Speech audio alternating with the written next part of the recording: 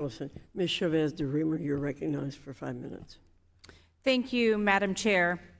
This has to be a record for racist protests thriving at universities in the post-Jim Crow America.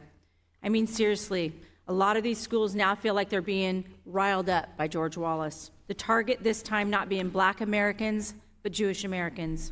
Before us today, yet again, are leaders of universities with rampant anti-Semitism. Madam Chair, these witnesses have countless academic accolades, and yet the "I'm sorry" pure ignorance of their actions is on the same level as other schools.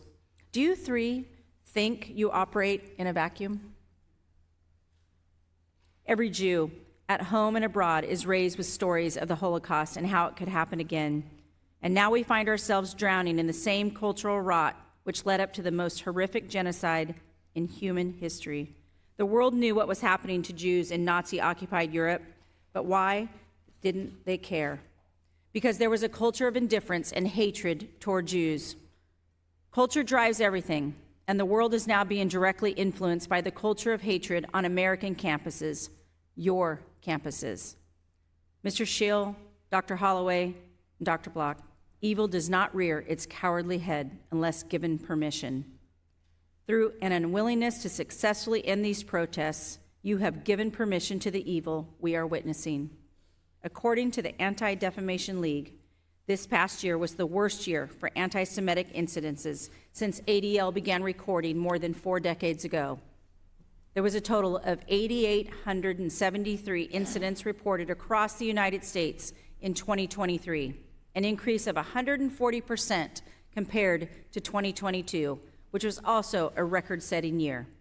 This is an average of 24 incidents per day, 1 per hour. 922 of these incidents took place on a college and university campuses, a 321% increase. Through your incompetence, this evil is growing stronger throughout the world, as university students around the world are copying what they see so easily thrives on American campuses. In no uncertain terms, you and your counterparts across the nation are directly responsible for the dangers Jews across the world now face.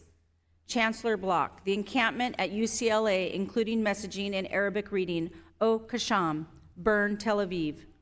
Peaceful protests are protected by the First Amendment and are vital expressions in democracy. However, this is an explicit glorification and endorsement of a U.S.-designated terrorist group which massacred 1,200 innocent Israel civilians on October 7th. Is this language acceptable at UCLA? Language was unacceptable. I'm unaware of that, and the encampment, of course, has been removed. What will be the consequences for racists calling for genocide? Student disciplinary processes, if there's complaints and they can identify the student, they'll go through a disciplinary process. But anything less than a suspension, in my opinion, is insufficient. Madam Chair, I'd like to submit ADL's report card of UCLA into the record. Without objection. UCLA received a D. I hope you will review their metrics and carefully and do a better job moving forward. President Schill, you updated Northwestern's codes of conduct in anticipation of the encampments that were being erected on various other college and university campuses across the country. Yet when the encampment went up on April 25th and throughout its lifetime, you failed to enforce those codes of conduct, providing a false legitimacy to the encampment and its actions. It is also true that you said explicitly on the day the encampment started that any violation of the code of conduct or university policies could lead to disciplinary actions such as suspension or expulsion, and possibly criminal sanctions. The encampment has clearly violated both your code of conduct and your policies. What's the point of having rules if they don't matter? Let me ask, and I know you've given Dr. Fox an answer, but let's run it back. Exactly how many citations have Northwestern University issued to both student and non-student participants? I don't have the exact figure. Got it. These encampments may fizzle out over the summer, but they will likely return, and the lessons your students are taking away is that this is an acceptable form of protest, even if they are in violation of university policies. That may even lead to the concessions by their universities. This is a failure, and yours alone. And to everyone who will see this, I ask that you visit the Holocaust Museum here in D.C. I want you to kneel down and touch the stone which paved the grounds of Auschwitz. I want you to peer over the countless shoes of murdered Jews. Allow the silence of that room to remind you that this is the silence of death.